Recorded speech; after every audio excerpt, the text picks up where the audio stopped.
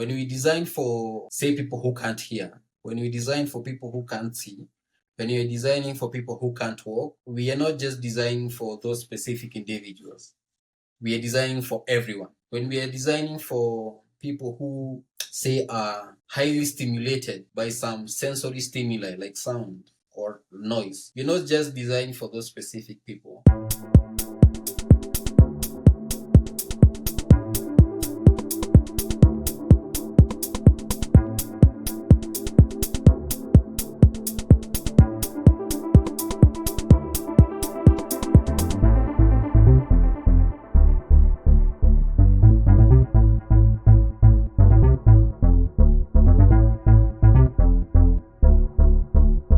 Thank you very much for, giving me your time. For starters, you can just tell us a little bit about yourself, about the work that you do, and so forth. Okay, thank you, Lord Rato, for inviting me to your space and your podcast. I appreciate that. As I said, my name is Samuel Thuo. I'm an architect, also known as the Senses Architect. I'm based in Nairobi, Kenya. I am an architect and a multisensory designer, passionate about designing spaces that speak to all our senses, such that they are not just looking good, but they can also smell good. They also feel good, and they sound good as well, and they could even taste good. This is the question that I always ask everyone who does this podcast, right? That since you've been architect, what does it personally mean to you? What does architecture personally mean to you? How do you personally define it beyond the context of textbook explanations? I think that's a very good question, because architecture means different things to different people because of different aspects, how we found ourselves into the profession, and also maybe our experiences growing up. For me personally, I think it's a conglomeration of the two, how I grew up and also my background. I come from a lineage of builders. My grandfather he's old now. He was a carpenter in his heydays. My dad is a stonemason, and I'm an architect. And so coming from this lineage, seems like buildings and construction has always been in my DNA. Actually, I'm named after my grandfather, funny enough. Oh, that's so cool. Yeah. Another aspect is I grew up in the countryside and then came to the city, and just there was a contrast in how the spaces are. And so I came across the work of Juhani Palasma, whose definition of architecture is what I can say I guides my design philosophy. Because Juhani Palasma, in his book called The Eyes of the Skin, he said that architecture is the art of reconciliation between ourselves and the world. And this reconciliation or this mediation happens through the senses. And it's a profound statement about the primacy of how our connection to spaces, or rather the experience we have in different spaces, happens through the senses. So I'd say that's my definition of architecture beyond the textbook. Yeah. No, that's a good one. That's a very good one. It's a good explanation. So, what inspired your interest in designing for all senses? Sorry, for all senses. Was there a particular moment or project or an experience that changed how you perceive space? I think I hinted at it in the previous question, and for me it was the growing up in the countryside. There was this, like, it was in the countryside you have these very sensory experiences, like hearing the sound of rain on the roof, like the smell of petrichor when it rains, the experience with, I'd say, how natural light filters into the rooms, because I grew up in a timber house. And so there was a way light would filter in through the house, especially like on Saturdays when you're not going to school, and somehow the sun will wake you up because you'll see it filtering through the house. Mm. The fact that even like outside the compound you have this lush greenery and you're walking barefoot. And then I came to the city when I was joining university. I came to University of Nairobi, and I would wake up surprised that the previous night it had rained, and I couldn't hear the rain sounds. Also, another shocking thing was I couldn't enjoy the horizon kissing with the hills, because that's how it used to be in the countryside. You have this great horizon, then far end you have the hills, and somehow they come together. I didn't have those experiences in the city, because you have these very huge skyscrapers in the city, and I felt a numbness, or rather what scientists or neuroscientists call sensory deprivation. I felt it as some sort of a sensory deprivation. And now the riverside of that was sensory overload. In the city, Nairobi city, we have these public transport vehicles in the city, and so there's usually a lot of it's so chaotic in the city. Sometimes we have all these huge matatus, they are emitting these exhaust fumes, so that impacts our sense of smell. You have all these sounds from the vehicles, they are not coordinated, everything is everywhere. You have this visual clutter, and so you feel overwhelmed. And so it got me thinking, how can we design in my final year, especially in my final years of School of Architecture? I was wondering, how can we design spaces so that they can speak to not just our visual sense, but to all other senses in a way that is calming. Most of the things that we are experiencing, it's because part of it is development, right? We can't really stop how we are progressing in terms of developing, and more especially in urban areas, right? Yeah. How do you then, bring that natural sense into, the built environment, in spaces like that where, everything is concrete, everything is rigid, everything is, you know, So are you talking about like how we can bring in these natural aspects into spaces despite the developments? yes, because what is already there exists. There's no how we can say break down and, so how do we work with what is there? That's the question. Okay, I think I'm a big proponent of as many public space as, like, I'll say having as many public green spaces as possible in the city, because also this modernization and urbanization is coming with it's like here in Kenya. I can tell you there are ongoing illegal, like, where public green spaces are being taken over by, say, the government people, or some business people in a way. So I'm a big proponent of that. We have to stay with those public green spaces, because they are the sensory havens that people go to calm their senses in the midst of the chaos in the cities. That's one. Also, I'm a big proponent of getting rid of cars from cities as much as possible in terms of public transport. So we need to create more pedestrianized streets and walkways in cities. Like, we need to prioritize the pedestrians, because they are the majority. Always, they are the majority. Then another aspect, like in our homes, uh, I also believe in, like, biophilic design. I like to say the N in the word sense is for nature. So we need to bring as much nature as possible into the spaces where we are living in, where we are working in, and also where kids are going to school. We need to bring as much nature, natural light, in a way that is coming to them.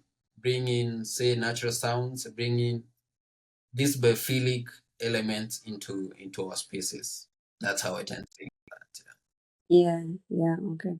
I think a bigger conversation right now is about, mental health and the well-being of human beings, right? Yes. Be it Yeah. physically, be it mentally, be it, spiritually. How do you think multisensory design or biophilic design or human-centered design contribute towards that? I'll talk about multisensory design because that's where my say expertise is on. And I'll say that one of the big advantages or gains of multisensory design is we are not just designing for mental health. We are designing for the health of the whole being in terms of creating spaces that people feel present, people feel grounded. Uh, like focusing on the word present, like say when you're working on a like the experience that I was telling you about in the CBD of Nairobi. You're not present. You are thinking about how can I get away from this space as soon as possible.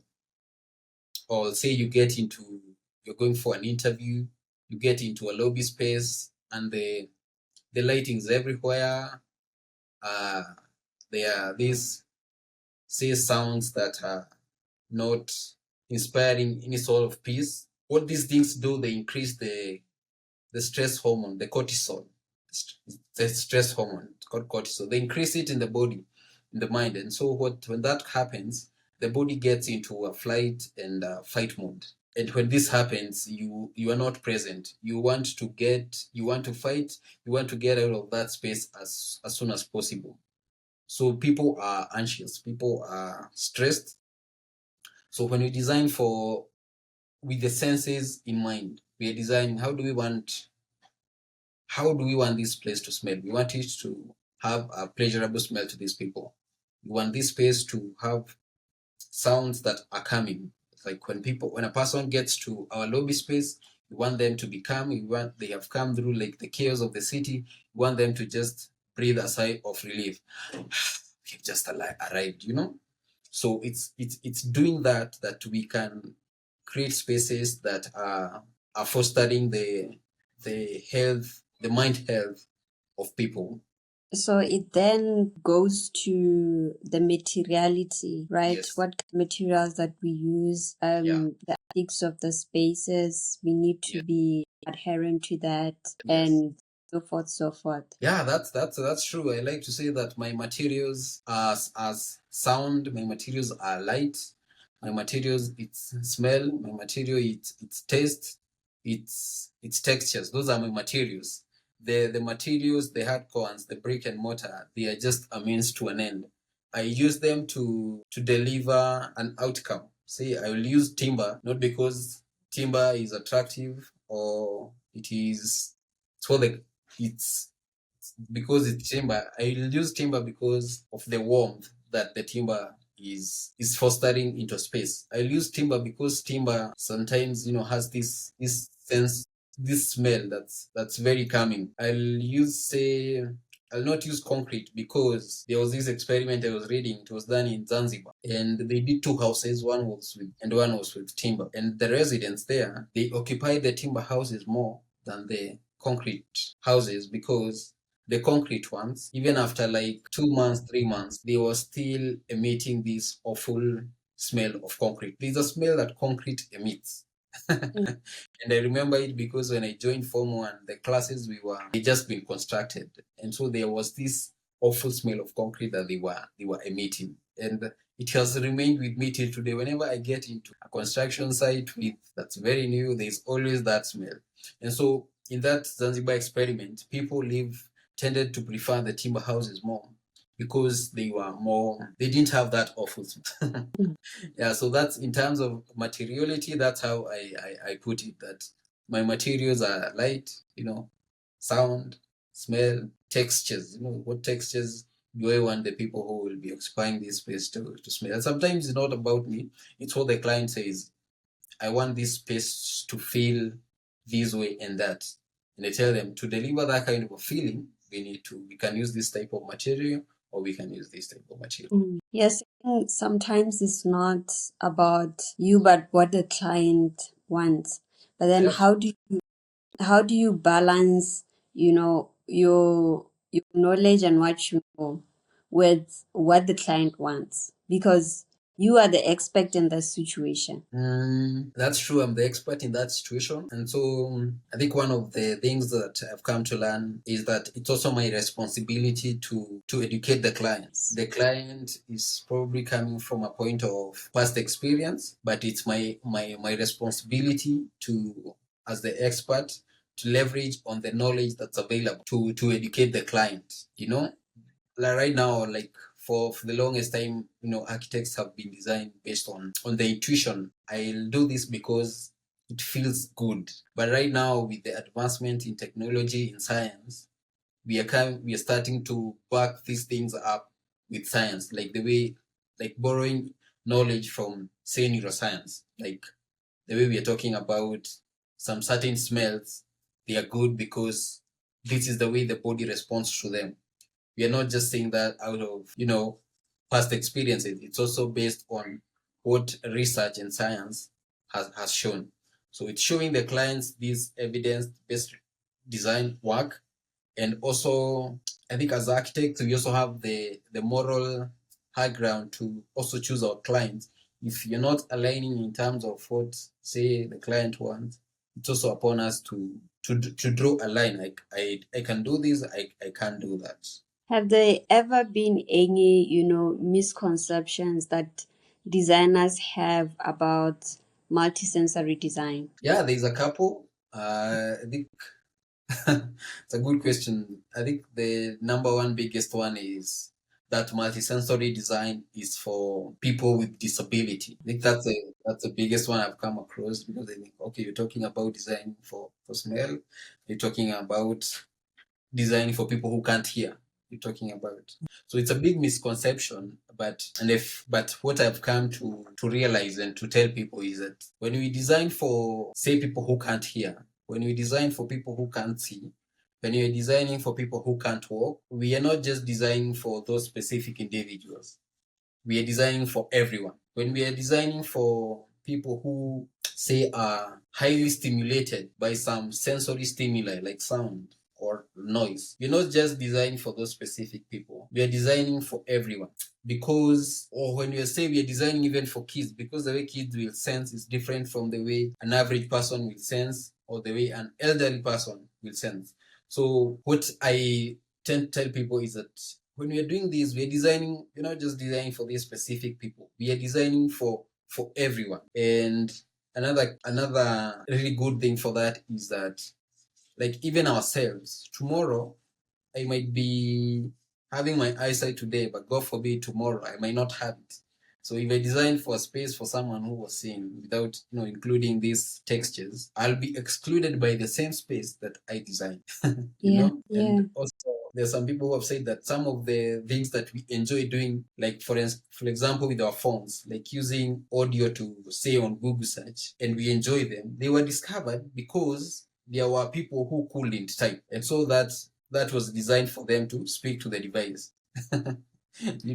So some of these innovations we enjoy, they also discovered when people are trying to discover solutions for people who, say, were incapacitated in one sense or another. Yeah.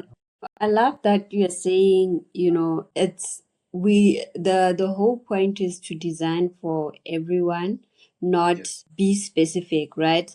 But then Yes. how do you balance designing for universal sensory comfort, while recognizing that each person perceives the space differently, they feel the space differently, and they have different sensory needs? I'd say that's a very good question, because what you find with sensory design, we now stop generalizing and we start talking about individuals.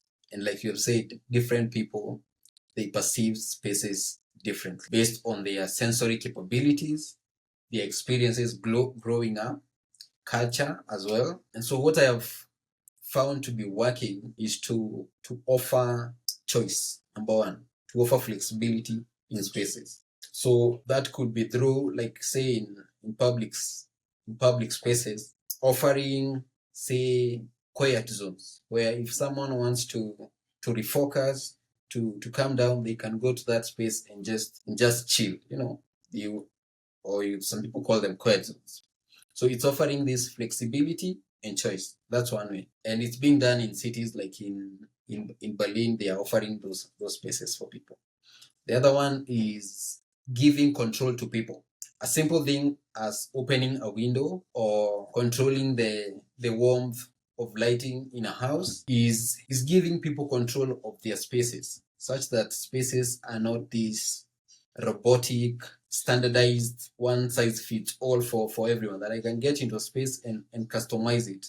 And this can be taken to such a big level, especially in like the hotel industry, the hospitality industry. I was reading somewhere that the hotels in Dubai, where because hotel rooms, they should not be this one size fits all. Because today I'm from Kenya, I'll be in, say, in this hotel. Tomorrow it's someone from, say, Botswana. The other day it's someone from Australia, and these people, they come with different. Maybe you're saying they perceive space differently. They're even coming from different regions. So how can this hotel room fit these different people? It's by giving them control on, say, even the color of the space. How do they want the space to look like? I don't like white. Then I get into this. I've come to relax on a holiday vacation. Then it's a color that I don't like, and it ruins my vacation. So how can we give people control to the color of the room? And now that's like ushers into the next frontier of capitalizing on technology, on AI, to give people control of their spaces. Is this the part where we can also say neutrality comes in? Because for most, you have to work with like the average person. Like out of maybe 1,000, Yes. you go 50% goes with this and 50% goes with this. So now we have to work with the neutral, to balance the wheel. Yeah, that also works, but I think with the advancement and whatever is happening in the world, there's lots of potential in taking it to, so that people can own and feel their spaces like their own. Now, in terms of culture, climatic, and the social aspect, how does now in those contexts, how do Yes. you shape or approach sensory design? Because we subscribe to different cultures, Yeah. different climates, and. So, in that context or those sides context, how do you approach now the sensory design part? That's a very good question, because it's like you have my manual, because in my manual there's usually I call them the 7 C's of multisensory design. And Mm. one of those is it's context, it's culture, and it's climate. And so I believe that context gives a place its sensory identity. That's context. Culture defines the rhythm and the ritual of a space. Climate defines the comfort. And it's in the society that now we define the meaning. I don't have a specific example to give, but what I can say is maybe like some cultures, even like looking something I'm trying to look at, like the vernacular architecture, because some cultures were very oral, especially in African societies. Some other cultures, they were very, like, texture oriented, like they have very, very rich textures. And then you look at now in terms of, say, climate. The climate is also big, because it also defines like the thermal comfort of a space. Like in the tropics, we usually have good climate, but it becomes a problem when you start copying like Western centric designs and bringing them to the tropics. And so, because thermal comfort is also a sense, it's something that's big in architecture, thermal comfort. But thermal comfort is also a sense. In kindergarten, we were taught about the five senses, but it goes beyond the five, because thermal reception, we have the thermal receptors, yeah, on the skin, that they sense the temperature of a space, and if it's too hot, it's too cold. So that's the part of culture. How are we designing for thermal comfort in this space? So in short, what I can say is that multisensory design is not a one size fits all. It has to fit within the culture, and it has to borrow things It has to be cultural centric. It has to be climate centric on its own. And also it has to be based on context, and context now looking at how people say their past experiences and how those experiences have informed how they perceive certain materials, certain sounds, certain colors, certain textures. Yeah. I think also because, or because of how rich in terms of the, let's refer to the materiality in context to culture, right? Yes. Some cultures have like rich textures, like you were saying, Yeah. and bold, very bold colors that they use, right? Yes. And sometimes it's in the technique or the application of, or how they use the materials to speak whatever that they need to speak, or the story that they need to tell with their materials. The climate also, the materiality has such a huge impact in culture, in the site context itself, because sometimes what you find there in the area is what actually works best for that area. 100%. Yeah. 100%. Yeah, people don't have to import materials from China, from the US. Use the local materials. They work best there. They're more adapted to that climate. People in that area relate to that more. It Mm. means more to them. Yeah, so I agree with you 100%. And sometimes in other areas, in cases, there's that, pledge where you come into the area, they tell you you need to respect the culture, respect the architecture, respect whatever that is going on in that place, because, it affects them in such a way that Yes, the person who is coming from the outside wouldn't understand. But for them, it's spiritual, it's emotional, it's physical, it's mental, it's all those things. yes, yes. And what you'll find, I like the way you're putting it. Those memories, it's those emotional connection with those aspects. You know, I have people often like to say, or have had people say that this place smells like my grandmother's house because of specific things that they relate to what happened in their grandmother's house, or probably how the smell of that house is still ingrained in their memory. You remember that quote that I say that architecture is the art of reconciliation between ourselves and the world, and it happens through the senses. One Mm. sense that's usually very underrated is the sense of smell, because the sense of smell goes straight to the part of the brain that stores our memories. I think it's called the limbic system. And so when you get into a smell and you detect the smell, that goes straight to the part of the brain that's is concerned with the memories and the emotions. And so, like the way I was talking about that concrete story in my first in that classroom, because I still have those memories.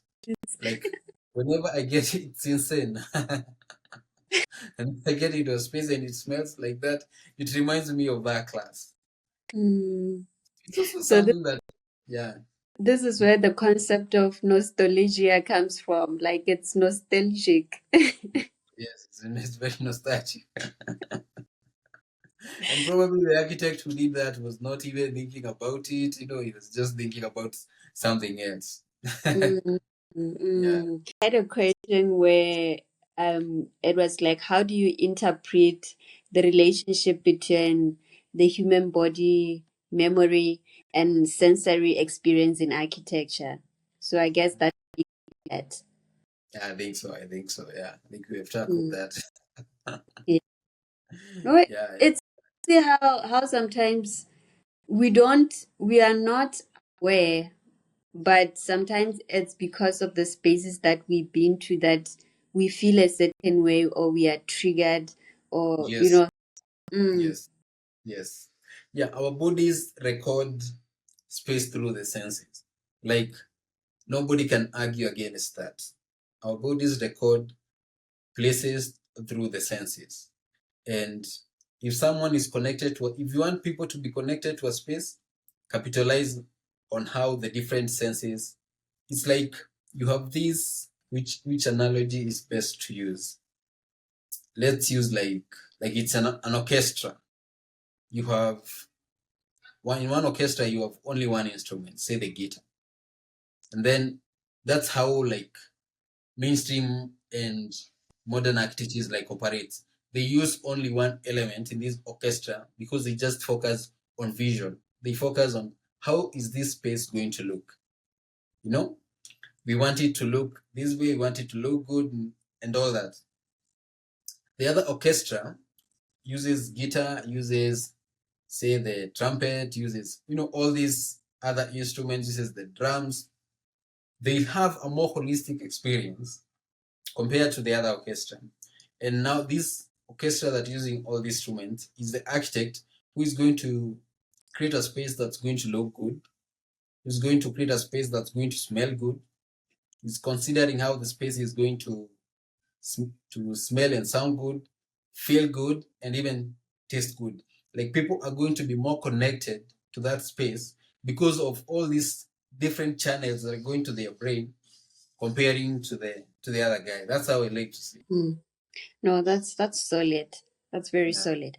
Yeah. Do you think modern architecture has lost touch with human emotion in pursuit of efficiency of spectacle? Like, we are designers are chasing the aesthetics, the function, the form, and forgetting that human emotion part where we need to be feeling in space.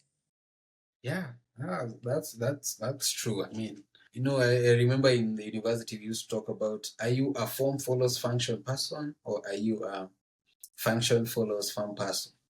And it's a debate it's a never-ending debate. And what we have forgotten is that as human beings, and there are reasons why that exists, and it's a good debate. I personally, we must design for function and we must design for form. But we are designing these spaces for people, and Yes. people are feelers. People feel. I want this. Some client will tell you, I want this space to feel like home, and so it's something I also believe in. There are architects and designers who are saying form follows feelings. Form follows feelings, and it's something that I truly believe in because at the end of the day, we are designing for people who are going to be in these spaces and they're going to be feeling them. And it's also the one of the guidelines that we use for designing is we have the Vitruvian man and we also have the modular man by Le Corbusier. And these formulas, they are good because they look at people as occupants of the spaces, as spectators, as people who are going to be doing these things. You know, how high is the desk, how high is the screen, how high is the kitchen cabinet. That's all good, but I see it as the beginning of a conversation, which we now take it to the next level, and we design for what I tend to call the sensorial man. And the sensorial man is a man who is going to be engaging with these tools, with these objects, with their senses. And it's now there that we start putting the human being not as a spectator, but as an active participant in this. Like he's the show, he's the main person we are designing for. It's not like the kitchen cabinet is the main thing, but this person and their feelings and their mind become the north star. Don't know if that answers your question. No, I think we are getting somewhere with that, right? Yeah. So we can now conclude and come up with our own. Now we are creating a new statement that form follows function with senses or feelings. Yeah. Let's just say feelings. I don't know, something that in regard speaks to how now Yeah. we want to in the future Yes. consider inclusivity in architecture. It's not only about the designer and the client, but it's about how everything comes together when you put Yes. some the space. When you put people into this space, how do they feel the space? How does the space smell? How does the space sound? Because I believe in, looking at what's happening in the industry. I believe the future is not, it's much talk about sustainability, about smart design, but the future is going to be sensory. The future is going to be in designing spaces and places. I like to use the word place because a place is what we have an emotional connection with. Yes. Space is the physical realm, the physical term. So the future is going to be creation of sensory places, places that are going to not just look good, but smell good, sound good, feel good, and even taste. Now, how can we say, we have spoken about the sensory, multisensory design and whatnot, right? I think all this contributes to how architecture promotes empathy, promotes comfort, promotes belonging Yes. in everything. So Yeah. how do we now say, okay, in practicality, how does that look like? In practicality, like designing for empathy, it's the moral compass of good architecture. There is an architect in Kenya called, let me not go to the details, but he talks about architecture of dignity. And at the core of design and architecture, it's giving people dignity and showing empathy to them. In practicality, I'll give you an example. It looks like designing with, say, wood, timber, because timber, when you touch timber or wood, it does not draw energy from you because it's a poor conductor of heat. So it leaves you, does not draw energy from you. Unlike when you touch steel, especially like in the morning when it's very cold, because steel draws energy from you. One of the experiences I had in high school was we used to have very, very bad seats. They were made of steel. And so in the morning, we will wake up at 4:30, go to class, but we'll be sitting on those seats and you can't even concentrate because it's drawing heat from you and it's very cold. At that point, we didn't know, but it just felt so unnatural. And so designing for empathy is like designing with materials that are warm, like timber. That's how we can say that in terms of practicality. Yeah. Yeah, no, you're bringing up such an important aspect when you're talking about it. Now relates to the dignity that you give to the people. Let's take, for example, if you are designing for refugee camps. For example, Yeah. in Botswana, somewhere in Kasane, we have like refugee camps where we have these people coming in from other countries that are seeking refuge here.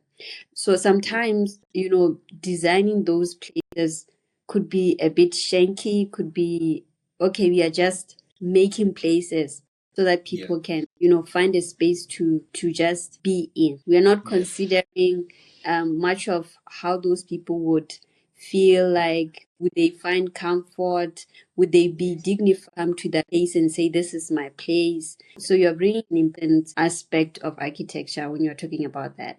Yeah, and it's true because when places are listening to these inherent human needs, regardless of who they are, when places are listening to those needs, people will feel seen, people will feel safe. Because I'll tell you what, if you're sitting on such a seat, even in a refugee camp, your body is not at peace. You're not feeling comfortable because in the morning, that seat made of steel, it will be very cold, but at lunchtime, it will be very hot. You can't even sit at it. And since materiality has such an important, if not major, part in the multisensory design, so I guess my next question would be, how can architects, designers, urbanists, and train themselves to feel space rather than just see it? That's a good question. When I'm doing a presentation, a workshop, I start by inviting people to close their eyes and just feel the space. I invite them to close their eyes and ask them to smell the space, to listen to the sounds of that space, to feel the texture of their seats, you know? I like to do that. And when I'm finishing, I finish by inviting them to do a challenge that I call I Sense My Place Challenge. Like when you go to your space, spend 5 minutes and close your eyes and just listen to the sounds, smell the space, smell the air in the space, feel the texture of the space. Because there's a research that came out that people are losing a huge chunk. It was talking about 60%. People have lost like 60% of their connection with nature. And so for designers, for architects, for urbanists, for them to design or to feel space, to resense themselves, I think it starts with slowing down. That's right. Like if we are designing for people, we need to slow down and listen to these spaces, smell them. We also need to, like they were talking about, like closing your eyes, notice the temperature of a space, notice the echoes in a space, notice the smells. Like we have to retrain our bodies, even walk barefoot sometimes and just feel how maybe some materials feel on the texture of your feet. So because my point is we have to retrain our body to be our first design tool. Like the body is the first design tool, and we have to start by retraining ourselves to that state. Yeah, no, that's good. Does it make I, sense? yeah, it does. It does make absolute sense because a lot of times, right? We interpret what we see instead of what we feel. How now from architects and designers being able to feel the space, right? How do they now interpret it to creating spaces that invite, those feelings, this type that awaken curiosity without now overwhelming the user? There is doing too much, and then there is doing too little, and then there is doing just enough. How do we design without overwhelming the user? In psychology, there is a term called, I don't know if it's psychology, they call it cross-modal correspondence. So in simple terms, it's like when all the senses are in harmony. Say if you're designing the way you're talking about a calming, say, reception lobby, you want the sounds to be speaking calmness, you want the smells to be speaking calmness, you want the sight, the visuals to be speaking calmness, you want if there are any textures, you want also them to be speaking calmness, such that they're all in harmony. You don't want the smells to be speaking calmness, but the visuals that you have used, they are speaking of activity. They are fostering people to be active. The colors that have been used, for example. And so, like the other day, we were attending this convention, and we go to the reception lobby, and there was this very calm eucalyptus smell, and it was very calming. You know, it's it it was telling you, hey, you've arrived. It's time to just have a big sigh of relief and relax. You know, and the colors there, it was this result in the interiors. The colors they had used, they were also very calm tones. They didn't have any sounds, but I found out to be very nice. They could have also now maybe added sounds like, sounds of like water, in the background, in a way that's also calming the ears. Yeah, that's how practically I can approach that. Hmm. So everything has to be in harmony so that it Yes. doesn't not overwhelming to the user. Yes. Okay. So, how can now emerging technologies like virtual reality, sensory mapping, or responsive materials help architects design more sensorily attuned environment? Like you were talking about the colors, you're talking about the sound. I guess good acoustics goes a long way too. You're talking about the smell of the space. So how can now, evolving technologies or emerging technologies speak to that? Aha. Maybe just one thing I can mention about that previous part is also that by designing all these sensory stimuli to be in harmony, it's not only when you're designing for calmness, it's also when, say, we are designing for we're designing a workplace and we want to encourage and foster productivity, to foster creativity.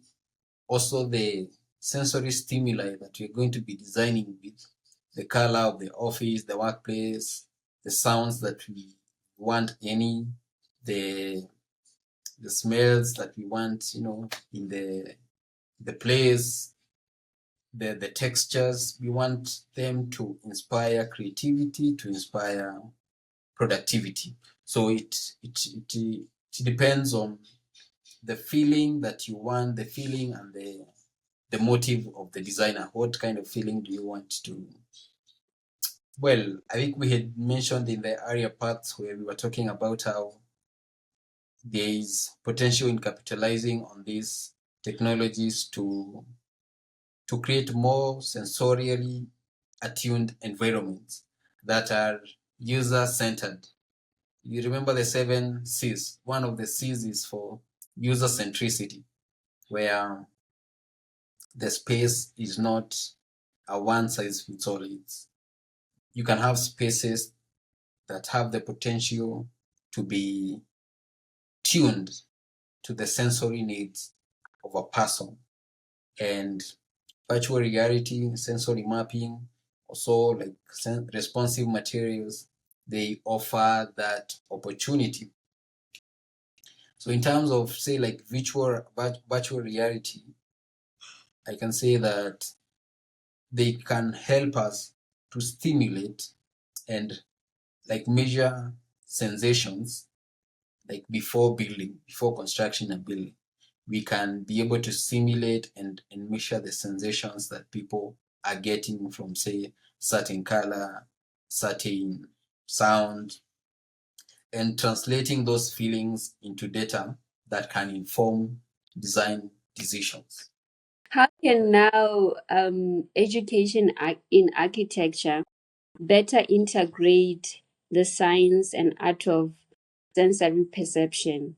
Because it's not we are not more so inducted into thinking neurodiversity and neuroscience when it comes to architecture. It's just something that we learn afterwards, or it comes as if it's an afterthought. So how can now the education be integrated in the whole thing? I think that's a very insightful way to look at it because it's not happening like you have said. It's not like being taught in most architectural schools. I also came to discover some of these things after university, and I think what I'll say is just the way the school I went to, architecture in University of Nairobi, we were taught a lot about sustainable design, green architecture. I think it's the next frontier is going to be on incorporating the knowledge from neuroscience and psychology into architecture. There is what people are calling neuroarchitecture, where you are getting information from architecture and neuroscience and and coming together. I think that's the next frontier, and it's upon the schools of architecture to take these and foster multidisciplinary collaboration between these two fields of knowledge and also the students, and also teaching the students to design with the body. Yeah, to designing for there is this experiment that Peter Zumthor did some students, I think in Harvard, and they were designing a house without form. What will the house without form look? So to do with that, it has to go back to the how we are training students. Well, that's an interesting concept. I wonder what the results were. I'll try and look it up and see. I'll send you the link. Please do, please do. And I once had this conversation with someone, and we were talking about, architecture isn't just about buildings, because we could imagine that back in the day days, way before. There were no concrete, there were no. Yes. So what was the picture of architecture? How did architecture look like then to the people as compared to now? So we might be progressing forward, but also we are looking into, concepts that we are now borrowing from our past and history. So yeah.